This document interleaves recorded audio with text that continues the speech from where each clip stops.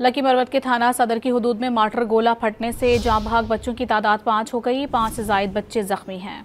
Lucky Marwat थाना सदर की हुदूद में बच्चे खेतों से मिलने वाला मार्टर गोला घर लाकर खेल रहे थे कि मार्टर गोला जोरदार धमाके से फट गया। पुलिस हुकाम ने इलाके को घेरे में लेकर सर्च ऑपरेशन शुरू कर दिया।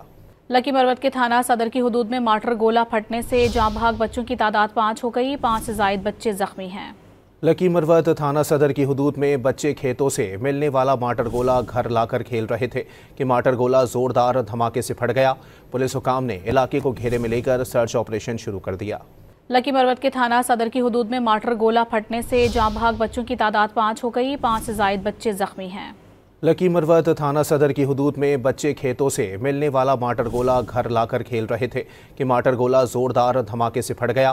पुलिस हुकाम ने इलाके को घेरे में लेकर सर्च ऑपरेशन शुरू कर दिया।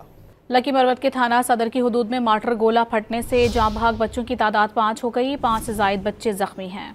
लकी मरवत थाना सदर की हुदूद में बच्चे खेतों से मिलने वाला मार्टर गोला घर लाकर खेल रहे थे कि मार्टर गोला जोरदार धमाके से फट गया।